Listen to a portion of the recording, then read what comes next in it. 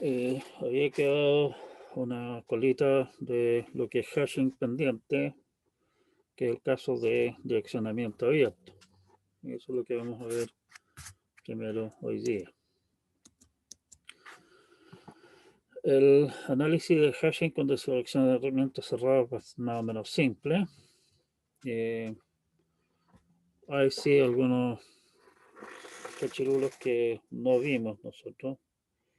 Se puede estudiar en bastante más detalle, estudiar, por ejemplo, el largo máximo esperado, el tamaño máximo esperado de la cantidad de elementos que van a dar a un casillero dado, etcétera.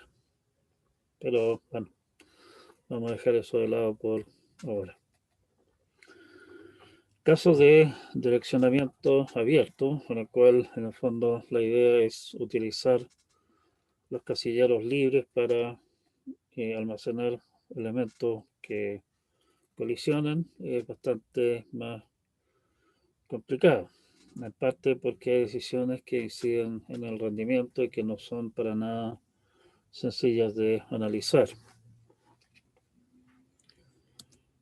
Vamos a dar algunas alternativas y dando un análisis bien por encima del tema, un análisis bastante simple en realidad. El análisis más detallado de algunas de las alternativas es bastante más complejo y no quiero entrar en ese tema aquí, más allá de simplemente mencionar de que se puede hacer, lo han hecho, y si realmente lo requieren, bueno, tendrán que ponerse a bucear el asunto.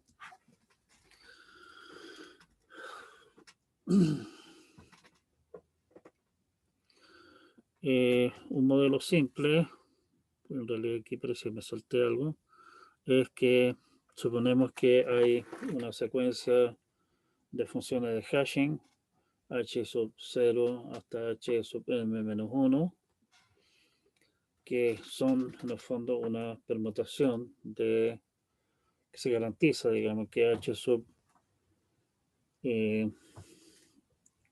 los h sub i de un x sean una permutación de los x, o sea, de los índices correspondientes. Entonces, básicamente lo que hace nuestro modelo simple es simplemente, básicamente, vamos a dar a un sitio, si ese no está, revisamos otro, si, o sea, si ese está ocupado, o sea, si lo encontramos ahí, perfecto. Si es que no, decimos que está ausente. En caso de que no esté ahí, ni esté ausente, intentamos alguna otra posición.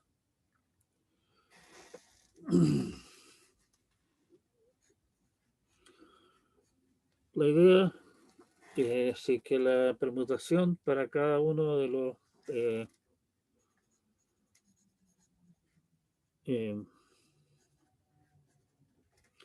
para cada uno de los X son permutaciones elegidas uniformemente al azar. En el fondo lo que estamos haciendo es distribuir las cosas en forma absolutamente pareja, sin ninguna clase de eh, favoritismo, digamos, de ninguna clase en nuestro arreglo. Y estamos.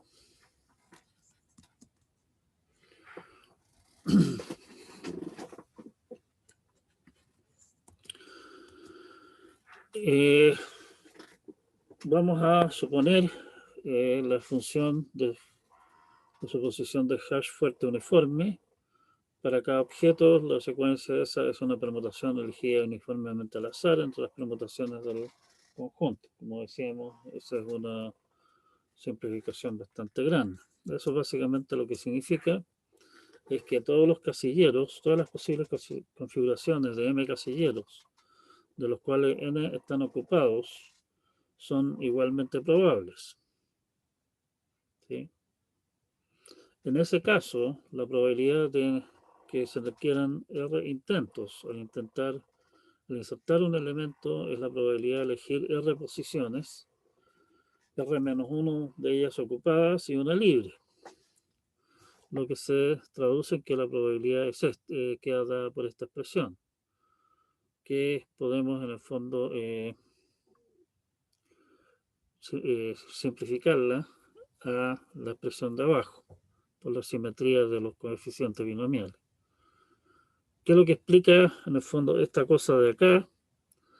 Fijamos R posiciones, con lo cual nos quedan por distribuir cosas entre las m menos r posiciones restantes, de las cuales estamos eligiendo r menos 1 posiciones ocupadas y una libre.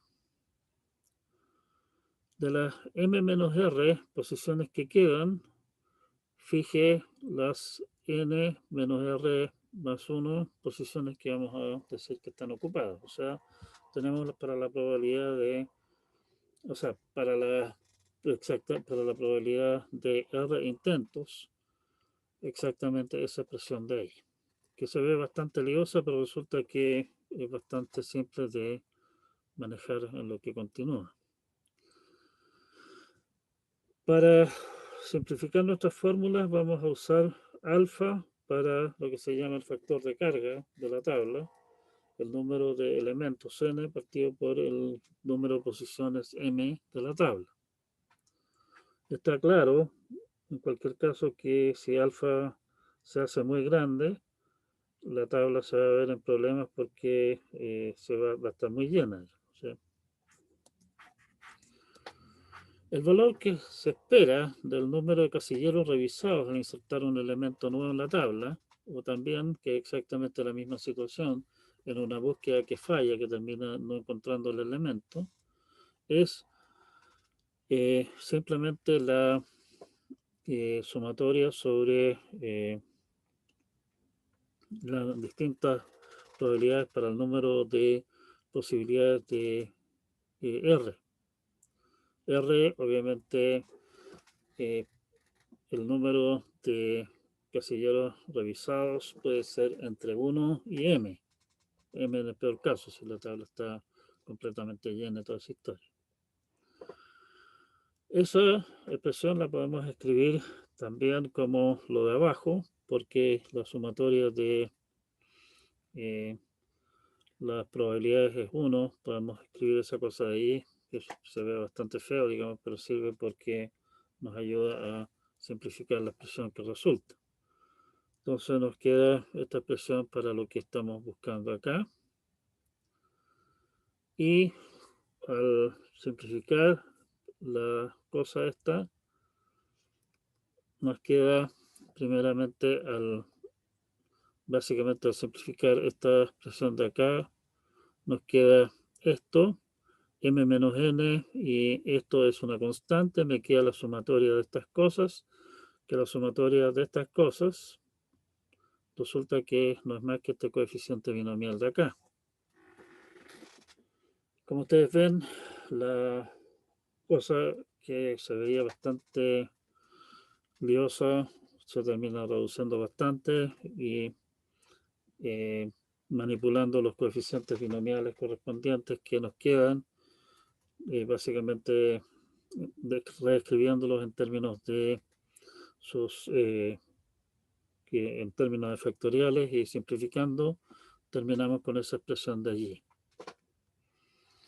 Si dividimos ahí esa expresión arriba y abajo, o sea, numerador y denominador los dividimos por m, quedamos con que el resultado es aproximadamente 1 partido por 1 menos alfa. ¿Sí? Muy cercanamente eso, digamos. No es...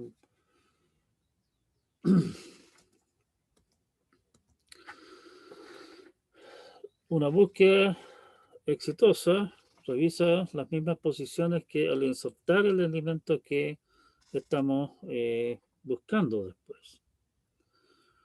Y eso significa que el número esperado de revisiones al hacer una búsqueda exitosa es el promedio entre las n posibilidades que hay, digamos, en este caso hay n elementos, podemos buscar solamente n elementos del caso,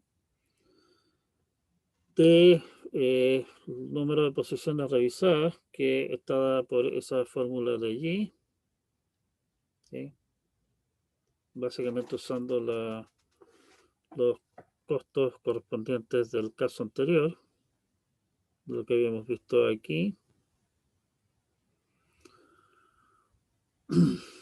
Y esa sumatoria, a su vez, la podemos simplificar en la sumatoria entre esto menos aquello, y resulta ser la resta entre un par de números armónicos. Sabemos que los números armónicos son aproximadamente logaritmo natural de n, el número armónico de n, h sub n es aproximadamente el logaritmo natural de n, y usando eso y simplificando un poco el resultado, terminamos finalmente con que el número esperado de posiciones revisadas en una búsqueda exitosa es 1 partido por alfa, logaritmo natural de 1 menos alfa. Como ven, para este caso muy simplificado, el análisis no es tan engorroso. Y esto por lo menos nos da una idea de por dónde van las cosas, ¿sí? Alternativas realistas, definitivamente son más complejas que lo que estamos analizando acá. La idea detrás del modelo sencillo que usamos para escribir instrucciones simplemente no es viable. O sea, inventar algún esquema que sea para cada X me dé una permutación elegida uniformemente al azar entre todas las permutaciones de los m elementos es un lío bastante grande. Eso no se puede hacer. O sea, tenemos que vivir con alguna clase de aproximación a esa idea. En la práctica se usa alguna de las siguientes opciones que se han discutido y se han recomendado en la literatura. La más simple es lo que llaman búsqueda lineal. Si la posición en que vamos a dar inicialmente está ocupada, busque secuencialmente digamos, en orden cíclico en la tabla la siguiente posición libre y use esa. Si es que no encuentra ninguna y termina de vuelta en la posición inicial, bueno, quiere decir que la tabla está llena. La ventaja de este esquema es que es extremadamente simple de programar, o sea que no hay ninguna complicación que uno se tenga que dar en el tema.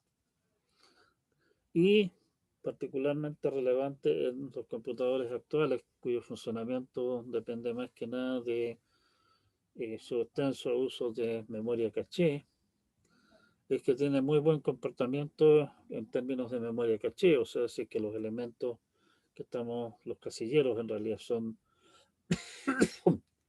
relativamente pequeños, probablemente, o sea, lo que hace el algoritmo va revisando casillero por casillero secuencialmente, y eso es exactamente la clase de situaciones en las que la memoria caché brilla, digamos, por su resultado bueno. La desventaja que tiene, sí, es que si supongamos que las cosas vienen cayendo al azar, digamos, resulta que un bloque grande de posiciones ocupadas tiene mayor probabilidad de que resulte blanco de alguno de los nuevos arribados, y por lo tanto que el bloque sea grande. Aún peor, si tenemos dos bloques que están más o menos seguidos, existe la posibilidad de que se llenen las posiciones que hay entre ellos y de esa manera, a partir de varios bloques pequeños, digamos, terminemos armando un bloque gigante. A ese fenómeno le llaman primary clustering, o sea, achoclonamiento primario, si queremos decirlo en forma no tan formal.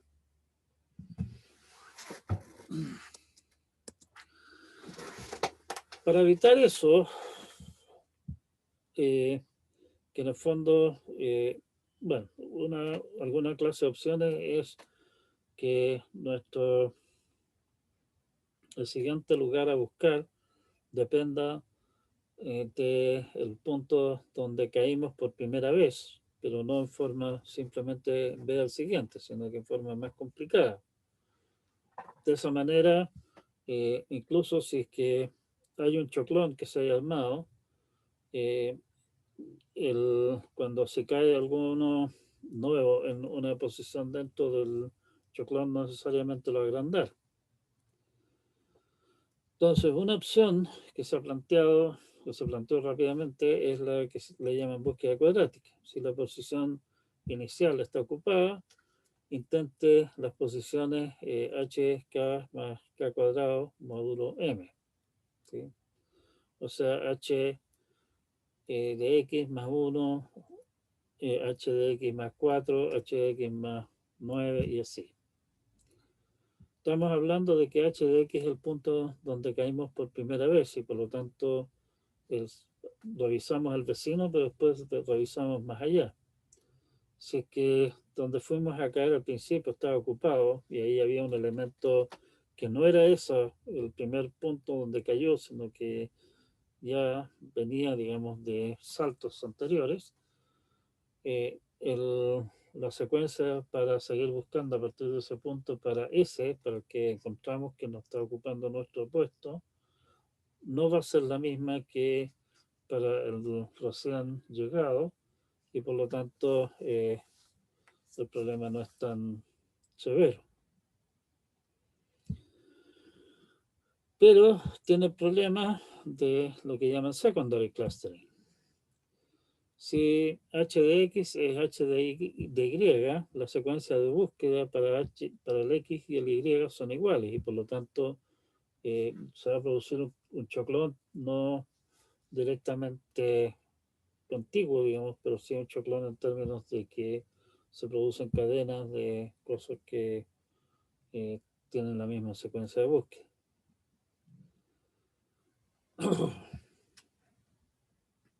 La desventaja que esto tiene, obviamente, es que la localidad de esto es pésima, porque básicamente está, en vez de revisar las cosas ordenadamente una después de otra, salta más o menos a tontas y a locas en nuestro lindo arreglo.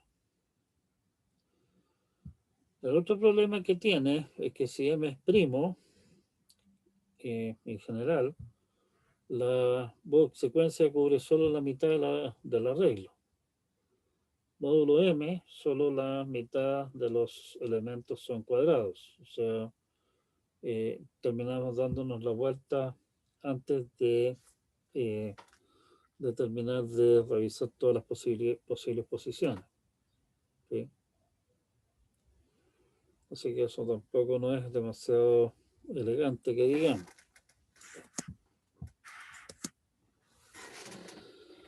Doble hashing. La idea aquí es usar dos funciones de hashing independientes para cada clave. Si la posición inicial está ocupada, calcula una nueva función de hash a la que vamos a llamar h2, que ojalá, o sea que debía ser relativamente prima con respecto al tamaño de la tabla. Y vamos intentando las posiciones h de x más k h2 de x, módulo m. La ventaja de esto es que es simple de programar también, no hay demasiada complicación de esto. Evita clustering primario y secundario. las secuencias de búsqueda de X e Y no van a coincidir, salvo que de pura mala suerte resulte que el H2 sea el mismo para X e Y. Y ahí obviamente es donde entra el que ojalá, o sea, que la función de H2 de alguna manera sea independiente de H, o sea, que sea una función completamente distinta.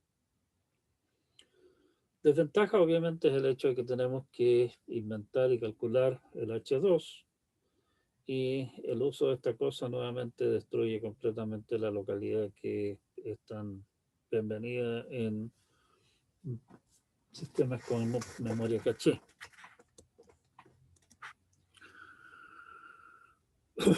Otra alternativa que se recomienda es lo que llaman búsqueda binaria. En realidad no tiene mucho que ver con el algoritmo de búsqueda binaria, es más bien un alcance de nombre.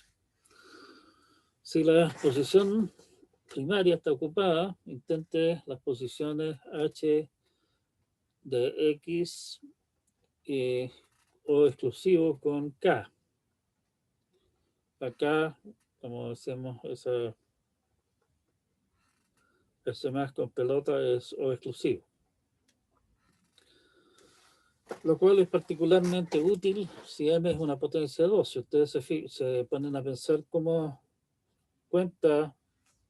son los números consecutivos en binario, y qué es lo que resulta de hacer el O exclusivo con algún número, se dan cuenta que esto significa que vamos básicamente revisando posiciones que se van alejando progresivamente del punto original, pero de alguna manera siguen razonablemente cercanas unas de las otras conforme van cambiando los bits del caso.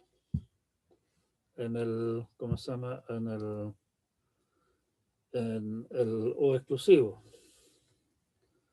en el K, digamos, en el O exclusivo, por lo tanto. Por lo tanto, la ventaja de este esquema nuevamente es que es simple de programar, evita el clustering primario. Sí, tiene el problema de clustering secundario, porque la secuencia de búsqueda para una posición inicial siempre va a ser la misma, pero tiene la ventaja de que tiene mucho mejor localidad que búsqueda cuadrática. O sea, en ese sentido, si van a hacer alguna cosa de este tipo, probablemente la opción recomendable sería esta. Estas alternativas, que aquí simplemente las hemos planteado, digamos, en términos muy rápidos, se han dado el trabajo realmente de analizarlas en detalle, y los resultados están en la literatura. No quiero entrar a discutir estas cosas. Si las necesitan, búsquenlas, van a encontrar el análisis detallado. ¿Sí? Algunas otras consideraciones son que las búsquedas exitosas suelen ser muchísimo más frecuentes que las inserciones, y por lo tanto vale la pena invertir tiempo haciendo que las búsquedas exitosas sean eficientes a la hora de insertar. Por ejemplo, si es que estamos pensando en, ya sea en hashing abierto o hashing cerrado, da lo mismo, podemos preocuparnos de, por ejemplo, si estamos pensando en hashing, en hashing cerrado y estamos usando listas para cada uno de los casilleros, en vez de simplemente insertar por la vía de agregarlo al principio de lo que haya allí, darse el trabajo extra de insertar el elemento en la posición en orden. Y en ese caso, al hacer una búsqueda, en cuanto encontramos un elemento que es mayor, digamos, que el que ando buscando, yo sé que la búsqueda es fallida porque ya no puede estar. ¿Sí? En el caso de direccionamiento abierto, Si ustedes lo piensan, las posiciones que se revisan en el fondo son, particularmente si estamos pensando en búsqueda lineal, tenemos plena libertad de reordenar las cosas que hayan dentro de las secuencias de cosas que estamos buscando, ¿sí? Y por lo tanto, en el fondo, cada vez que hacemos una inserción, mantener las secuencias de elementos que estamos revisando, mantenerlos en orden, siempre que no sea el punto donde el elemento cayó originalmente.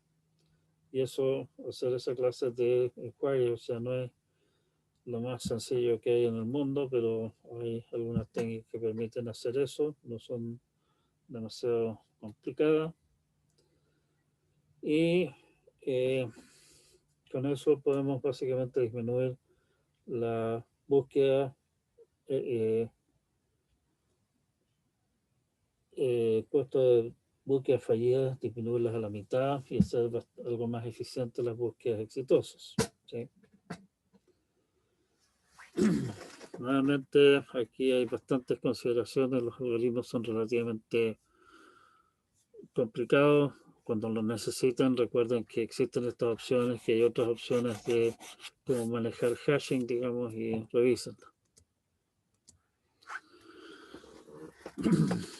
Bueno, resumen entonces, analizamos un modelo simple, aunque bastante realista, de hashing abierto, no cerrado, perdón.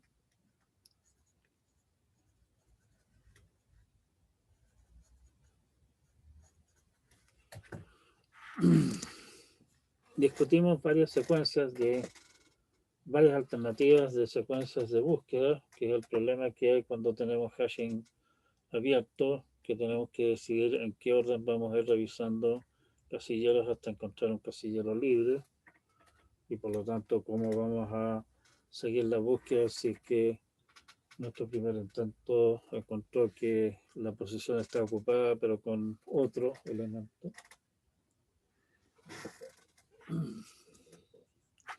Y sería, en realidad yo me temía que esta parte de hashing fuera bastante más larga, digamos. Preferí no entrar en los detalles de los distintos análisis de los distintos algoritmos, que son bastante fascinantes, pero no, no, ¿sí? Así que quedamos con esta parte solamente para esto de acá.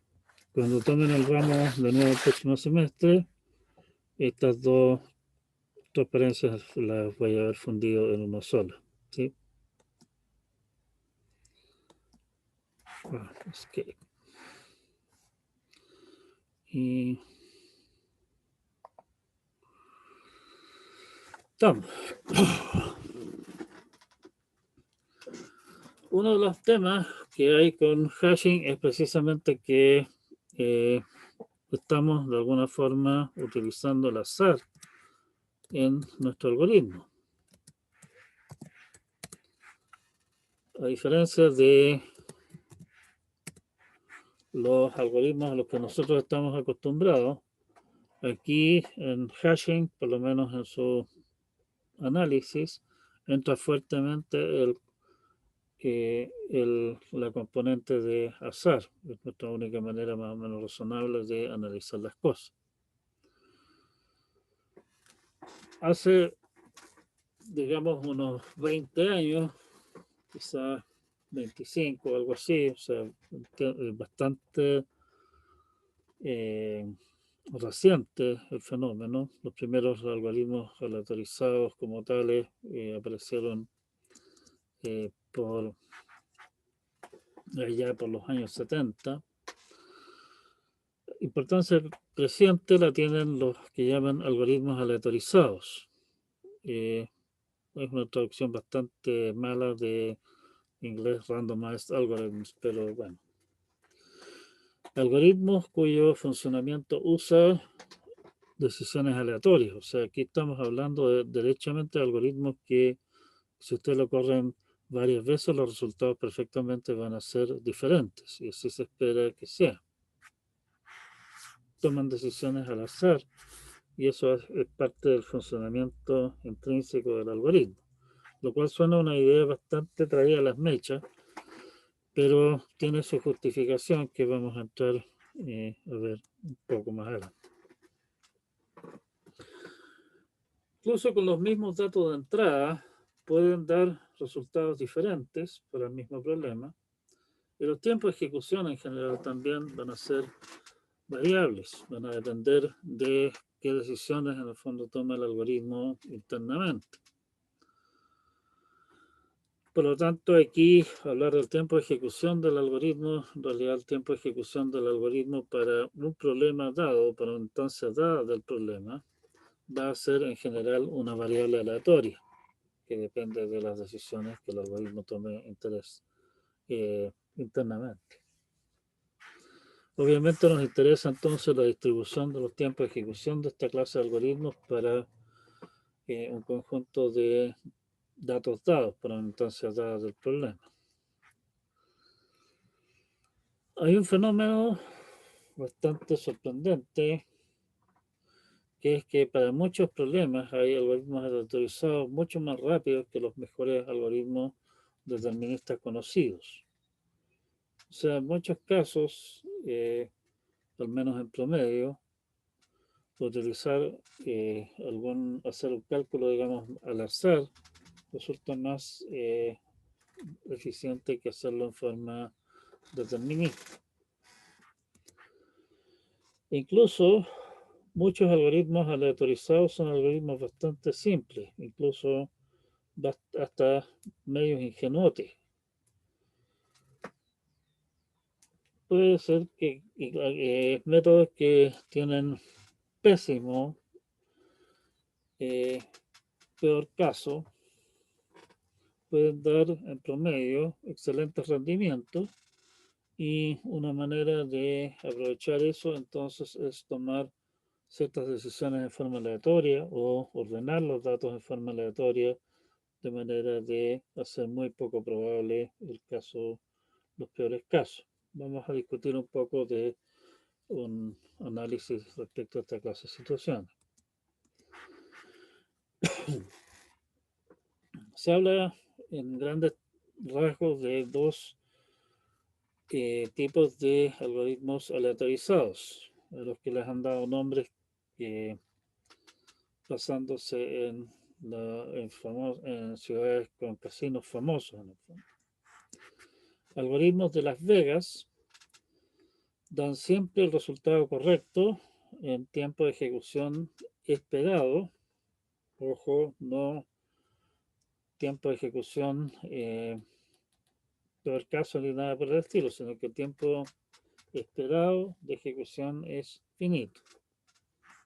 El tiempo del peor caso en un algoritmo de Las Vegas perfectamente puede ser infinito, o sea, no terminar nunca, nunca dar la respuesta.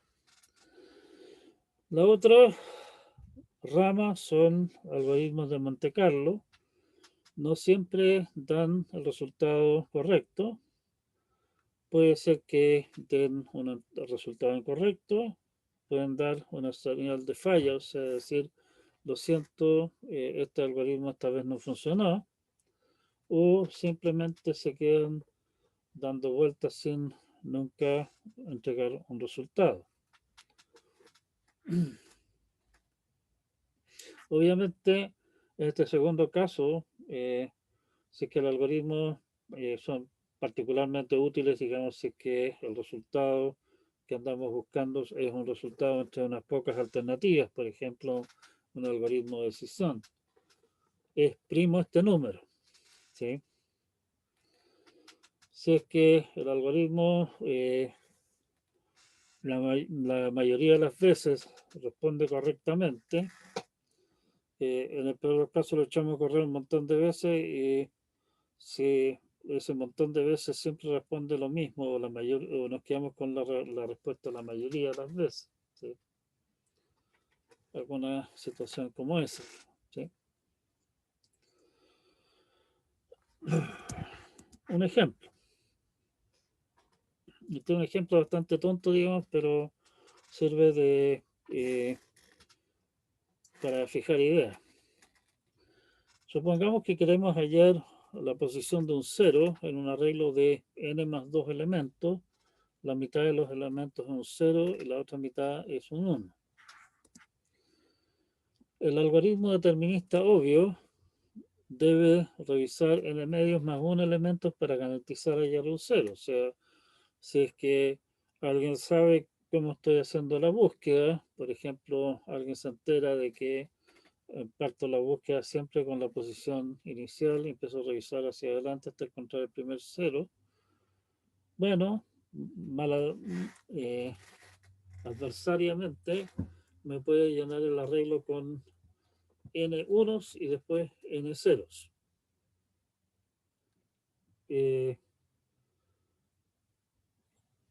Ordenadamente parto revisando y voy a tener que pasar por todos los unos antes de llegar al primer 0. El algoritmo de Las Vegas hace lo siguiente: elige i al azar en el rango del arreglo hasta que encuentra que a sub i es 0 y retorna la posición correspondiente. Es absolutamente Las Vegas esta cosa, ¿sí? Siempre nos entrega el resultado correcto, pero no hay garantía de cuánto se va a demorar el cuento. El análisis correspondiente es que la probabilidad que tenga éxito obviamente es 1. O sea, siempre va a encontrar lo que anda buscando. ¿Cuánto se demore? Bueno, eso es otra historia. Como elige elementos al azar, la probabilidad de éxito en un intento es un medio. Por el formato que nos habían dado de los datos. Con lo que el número esperado de elementos revisados es 2, uno partido por la probabilidad de tener éxito en cada intento. Como ustedes ven, esto es espectacularmente eficiente, ¿sí? Y lo más espectacular de este cuento es que el número promedio de intentos es 2, independiente de que el arreglo sea de 10 elementos, en cuyo caso, bueno, 2 ya, mala suerte. Con respecto a 6 no es tan terrible la diferencia. Pero también es 2 si es que nuestro arreglo tiene 1.000.000 de elementos. Y ahí es donde se empieza a notar de que esta clase de cosas como que tiene algo fuerte a su favor. Claro que este algoritmo perfectamente, si tenemos pésima mala suerte con nuestro generador, con nuestros números aleatorios, los números aleatorios se las van a arreglar para apuntarle siempre a alguna de las posiciones que no nos interesan y por lo tanto el algoritmo en realidad nunca termina. Esa es una posibilidad. El algoritmo Monte Carlo correspondiente o un algoritmo Monte Carlo correspondiente básicamente hace lo mismo, pero en este caso simplemente limita el número de posiciones a revisar, o sea, revisa cada posición. Si en las K posiciones no encuentra ni una cuestión, simplemente retorna, lo siento viejito, esta cuestión falló. La probabilidad de éxito de este algoritmo es 1 menos 2 a la menos K. Podemos hacer la probabilidad de éxito tan alta como estimemos conveniente, simplemente por la vía de aumentar K.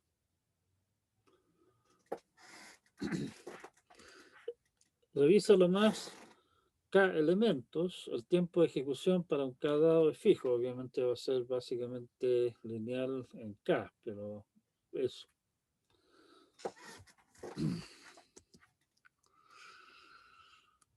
Si elegimos, por ejemplo, K30 o ya póngale 100, el tiempo de probabilidad de falla es tan microscópica que hay más probabilidades de que algún rayo cósmico justo le dé a nuestro equipo y interfiera con la computación a que hagamos mal la pega. ¿Sí?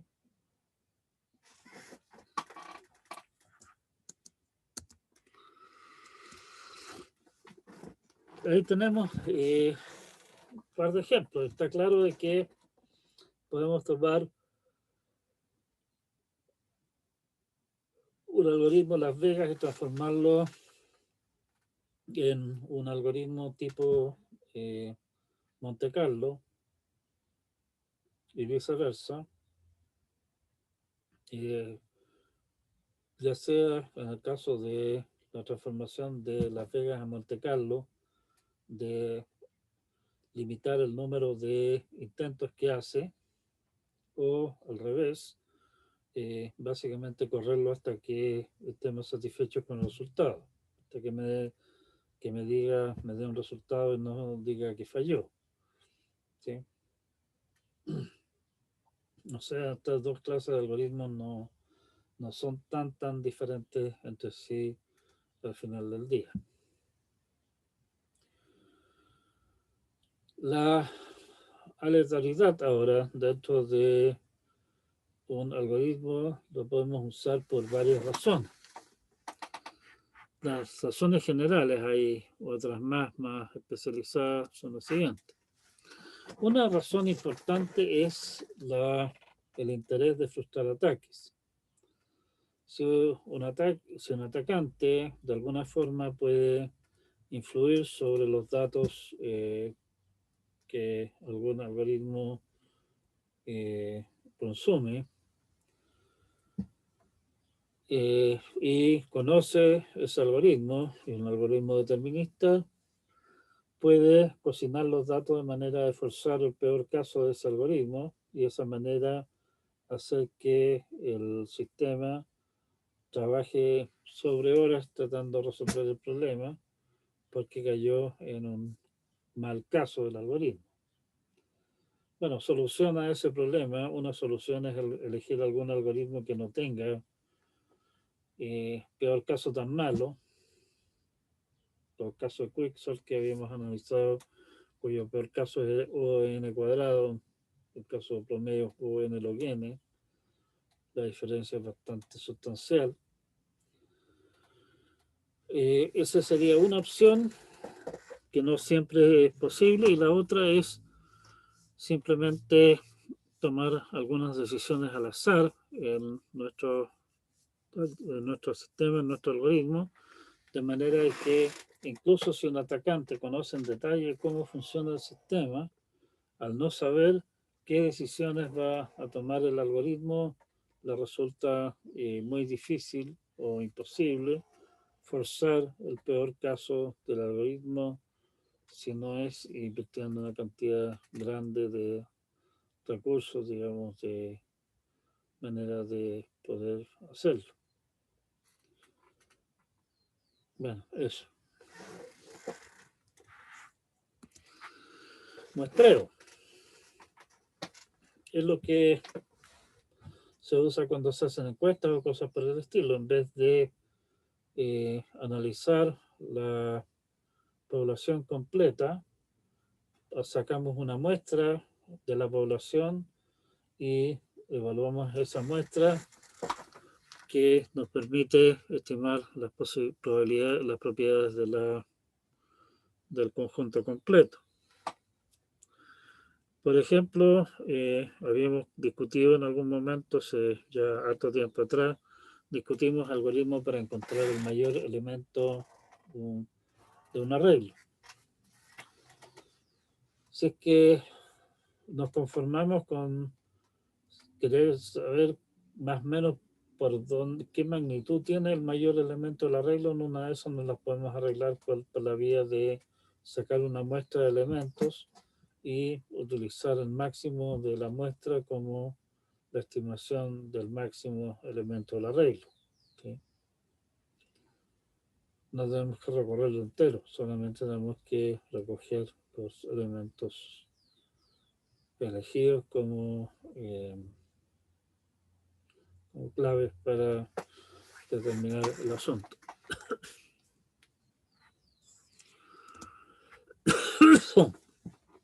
Si ustedes recuerdan, cuando hablamos de problemas NP completo, una manera de definir que un problema está en NP era decir que había un certificado con el cual podíamos rápidamente verificar que la solución es la indicada. Si la misma idea de certificado, aquí le llaman testigo, el concepto es básicamente el mismo, que si los certificados o los testigos son relativamente comunes, una opción es elegir un potencial testigo al azar y usar y ver qué pasa. ¿Sí?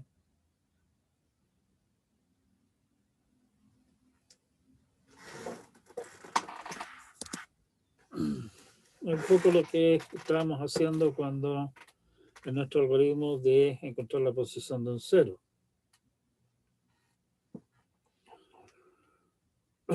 Huellas digitales. Una huella digital es básicamente alguna clase de resumen pequeño de una estructura grande. Si dos estructuras grandes tienen la misma huella, con alta probabilidad son iguales, si es que las resúmenes se calculan mediante una función al azar. En el fondo, si quieren verlo de esa manera, esto es pariente cercanísimo del tema de hashing.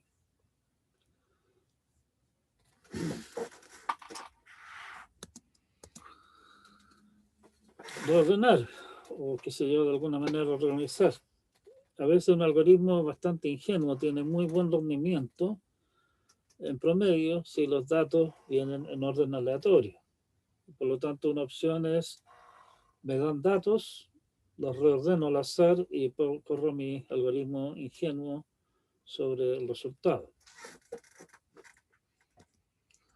Balance de carga. Ese es un tema que vamos a discutir en una medida discusión aparte. Si es que tenemos que asignar tareas a diversos recursos, una solución bastante sencilla es simplemente distribuir al azar, o sea, no asignar simplemente en orden consecutivo, sino que simplemente tirar al azar.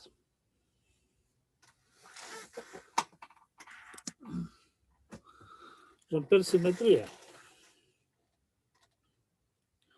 En muchos, en lo que es computación distribuida, es muy común que tengamos, o sea, la idea es que tenemos un montón de procesadores que están relativamente aislados entre sí, o sea, no podemos esperar que cada uno de ellos esté 100% al tanto que lo que están haciendo los demás, porque precisamente lo que queremos minimizar en esto generalmente es el costo de comunicación entre procesadores, o sea, que hablen lo menos posible y estén la mayor parte posible del tiempo trabajando. Muchas de estas cosas significan que tenemos que asignarles tareas a los distintos procesadores, que básicamente es la misma tarea, pero trabajando desde algún punto de partida distinto, por decirlo de alguna forma.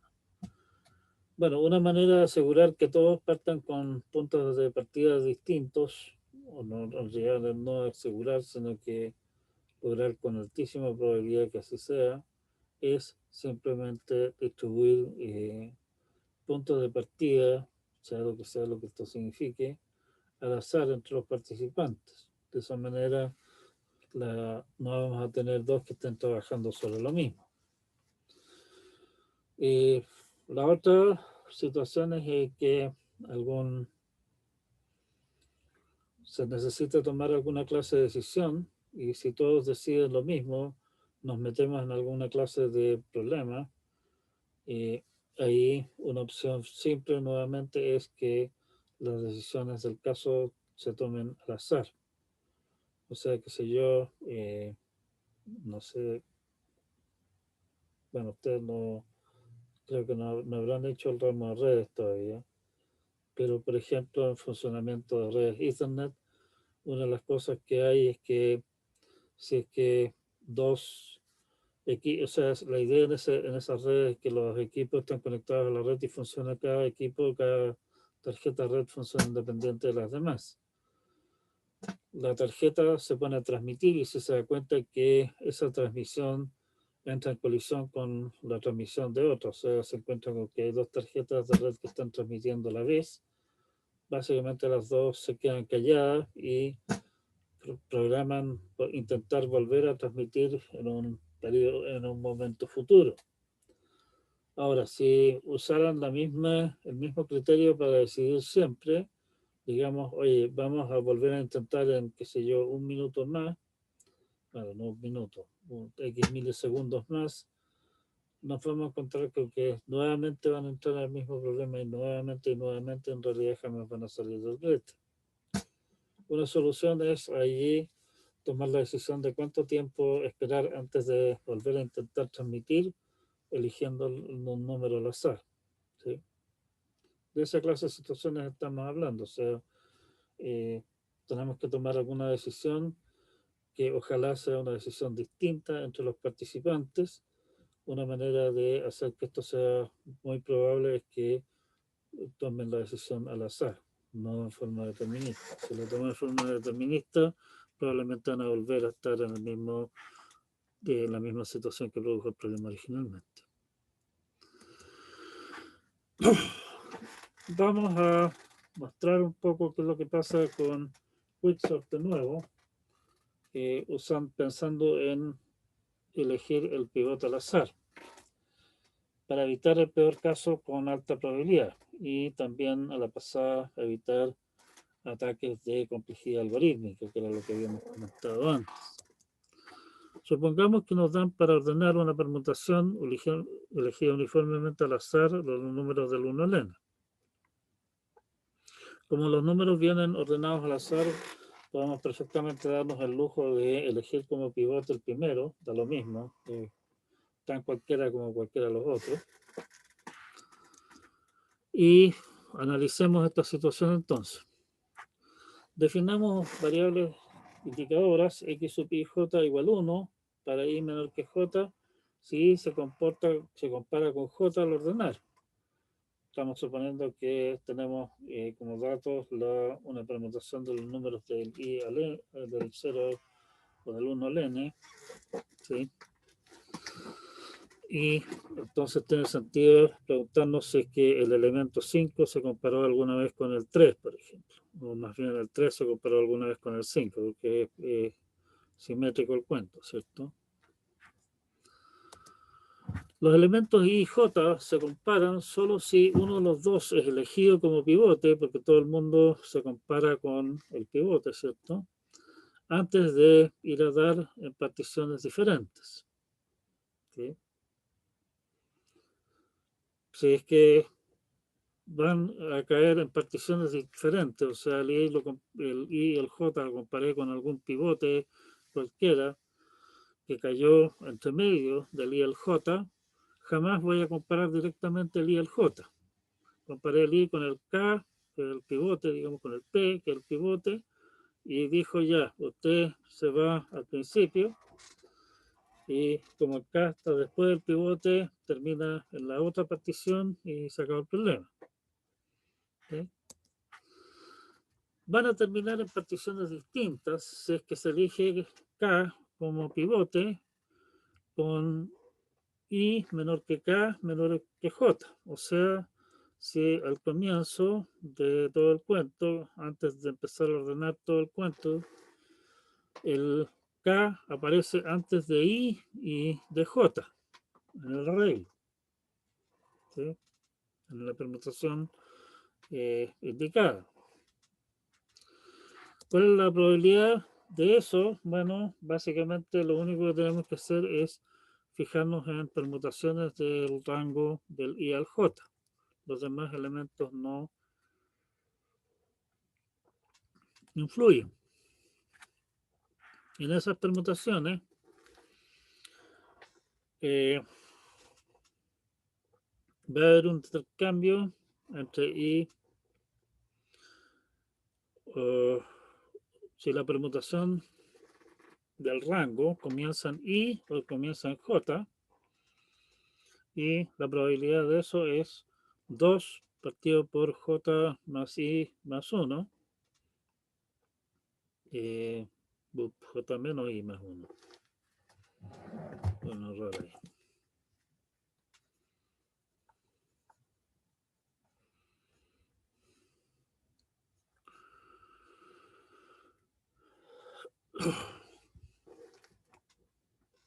La probabilidad es eso, o sea, la probabilidad de que el i o el j esté al comienzo es la probabilidad, es 1 partido por el largo del rango y 2 porque nos interesa tanto el i como el j como primeros. El valor esperado de x sub i j entonces es simplemente 2 partido por j menos i más 1. ¿Sí? Por lo menos ahí la fórmula está bien. Sumando solo los pares que nos interesan, tenemos el número promedio de comparaciones que se hace, que el número de, bueno, que es el valor esperado de la sumatoria de los x sub i j, por linearidad del valor esperado, eso no es más que la suma de los valores esperados de los x sub i j, de los valores esperados de x sub i j, sabemos por lo anterior que es 1, 2 partido por j menos i más 1, que resulta ser esa sumatoria de allí. La sumatoria de dentro es casi un número armónico.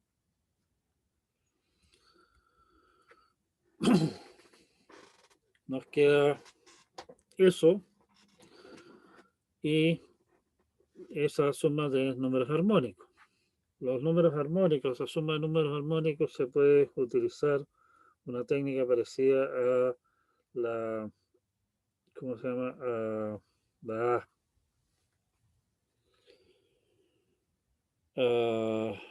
integración por partes, suma por partes para calcular esa sumatoria de allí. Y esa suma resulta ser entonces simplemente 2 por n más 1 h de n menos 4n, que es exactamente la fórmula que hemos nosotros obtenido antes usando la idea de las recurrencias. Bastante simple la derivación de acá utilizando, ¿cómo se llama? Pensando en probabilidades y valores esperados y otras cosas y no directamente en recurrencia. ¿Sí?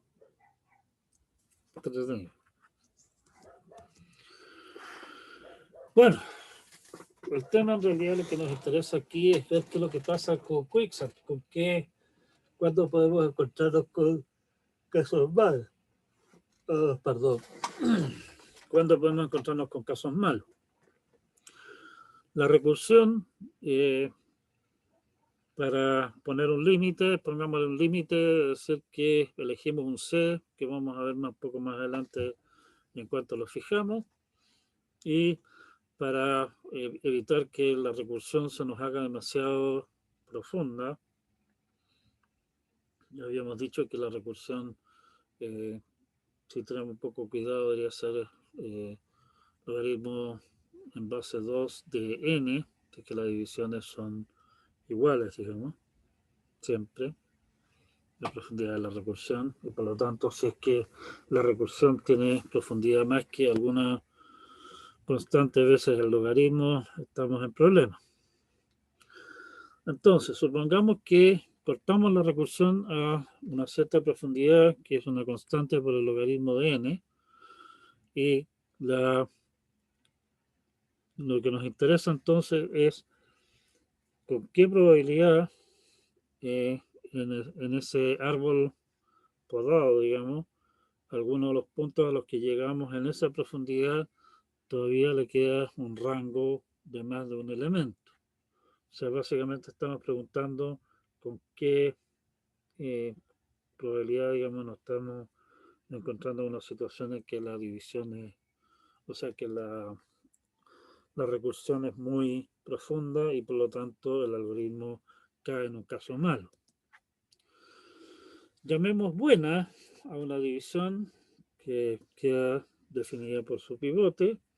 Si divide S en tramos S1 y S2 tales que el tamaño mínimo, el más chico de los dos, tiene tamaño menor que un tercio, los dos son al menos un tercio de tamaño, digamos, eso es lo que está diciendo eso ahí en forma bastante matemáticamente enredada. O sea, la división no es demasiado dispareja. A lo más 2 tercios y un tercio, digamos, y no cosas peores. ¿Sí? Como suponemos que los datos son distintos, la probabilidad, suponiendo nuevamente que el pivote se elige al azar y bla, bla, bla, la probabilidad de que una división sea buena es un tercio. En realidad, si ustedes quieren, pueden cambiar la definición de buena por, qué sé yo, más que un décimo o lo que sea. El resultado, en el fondo, van a cambiar algunos números, pero el resultado va a ser básicamente el mismo. Cada división buena reduce el tamaño al menos en 2 tercios, o sea, el rango más grande que me va quedando es 2 tercios, el más chico un tercio. Pero que eso, llegar entonces a un único elemento requiere K pasos. Y ese K va a estar dado por logaritmo de n partido por logaritmo natural de n partido por logaritmo natural de 3 medios. O sea, es una cierta constante A, el A es 1 partido por logaritmo natural de 3 medios, logaritmo de n. Me interesa entonces saber qué tan grande puede ser C para que la probabilidad de al menos de A logaritmo natural de n divisiones buenas sea pequeña. Consideremos el camino de la raíz a una hoja del árbol de recursión que hemos podado.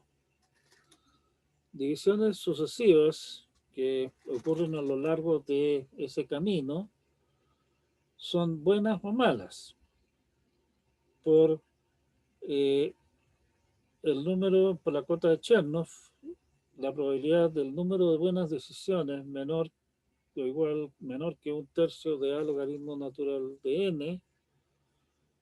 En el fondo, el número de buenas decisiones es simplemente, ¿cómo se llama? El número de buenas decisiones es la suma de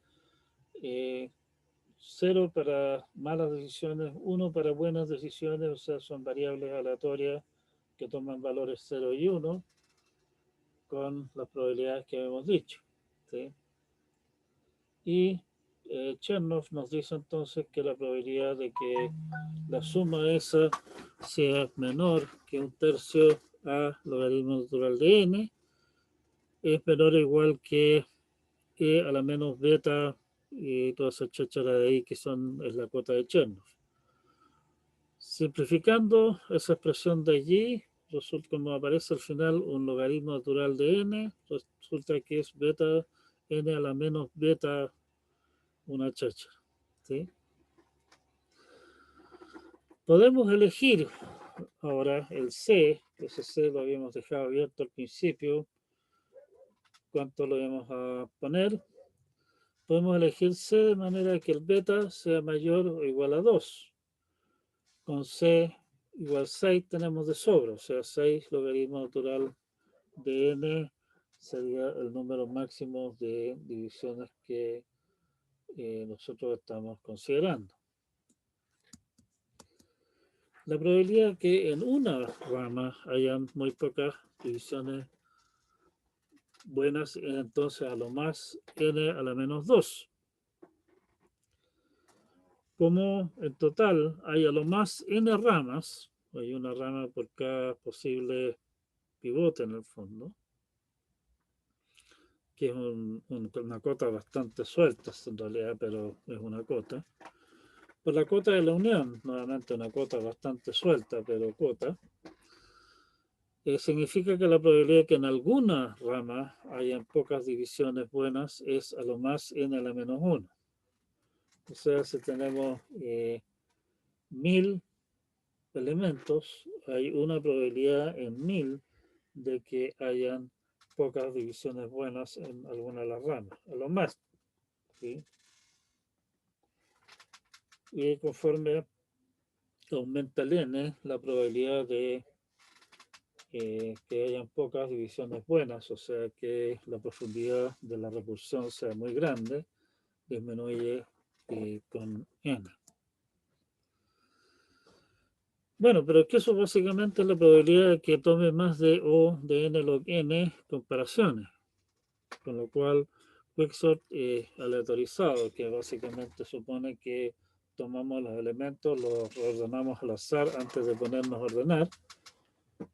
Un poco es el modelo que hay detrás de lo que estamos considerando acá.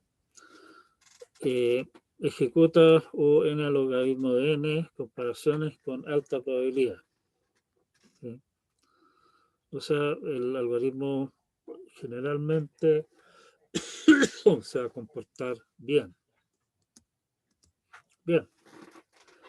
Rápido resumen, entonces definimos el concepto de algoritmo aleatorizado, vimos una clasificación general de ellos. Vimos que en realidad no son tan distintos como parecen. Podemos transformar uno en el otro en general en forma relativamente sencilla. Planteamos algunas razones que hacen deseable usar elecciones al azar en el algoritmo. Hoy día probablemente la principal es evitar potenciales ataques de parte de gente maliciosa, de parte de datos maliciosos, digamos. ¿Sí? Aunque hay otras. Una historia interesante, en realidad vamos a ver algunos algoritmos más. No, es un área de desarrollo bastante intenso, en la cual hay muchos algoritmos bastante interesantes. Como ya comentaba, hay situaciones en las cuales los mejores algoritmos que se conocen, los más eficientes, son algoritmos aleatorizados. Los algoritmos deterministas son lentos, los que hay. Ya, eso.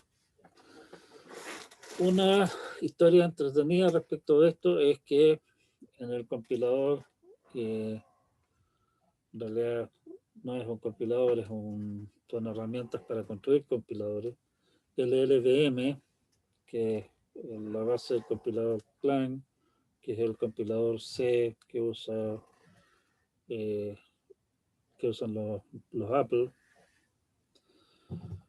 se pusieron a experimentar con algoritmos aleatorizados para resolver ciertos problemas bastante espinudos que hay al interior del control del algoritmo para hacer ciertas tareas. Y para esas tareas, para muchas de esas tareas, los mejores algoritmos que se conocen en realidad son algoritmos aleatorizados. Los resultados fueron compiladores muy exitosos, pero produjeron un motín de parte de los usuarios, tuvieron que echar marcha atrás, precisamente porque los resultados no eran repetibles. O sea, compilamos el mismo archivo con el compilador y los resultados pueden ser diferentes en distintas corridas, lo cual para algunos tipos de aplicaciones definitivamente no es aceptable. Así que lamentablemente tuvieron que echar marcha atrás. O sea, hay razones para no usar el azar también. Mostramos que Quicksort, si se elige el pivote al azar, en el fondo, tiene alta probabilidad de tiempo de ejecución o de n log n. O sea, el miedo que uno pueda tener de que Quicksort no juegue al chueco y se comporte como la mona las probabilidades de que eso ocurra son muy, muy bajas. Vamos. Esa es nuestra presentación inicial de algoritmos aleatorizados. Tengo armados una selección de algoritmos aleatorizados y su análisis bastante extensa. De ahí veremos de tal vez discutir algunos de ellos en más detalle en la clase que viene. Eso sería nuestra perorata de hoy. Estamos un poquitito pasados el tiempo presupuestado. Quería hablar aproximadamente una hora. Me pasé un poco, pero creo que el tema lo amerita. Si es que no hay más temas, quedamos hasta acá por hoy día y nos vemos entonces el día jueves. Por favor, échenle una mirada de nuevo a la parte que hablamos de probabilidades y toda esa historia, particularmente las cuotas y esas cosas, y revisan lo que hablamos de esto acá hoy día. Este tema es bastante poco familiar para ustedes y les conviene tratar de ponerse a caballo en este tema. Este es un tema importante, hay muchos algoritmos importantes que son de esta clase hoy día. Si no hay más comentarios por hoy día, quedamos hasta acá y nos veremos entonces el día jueves.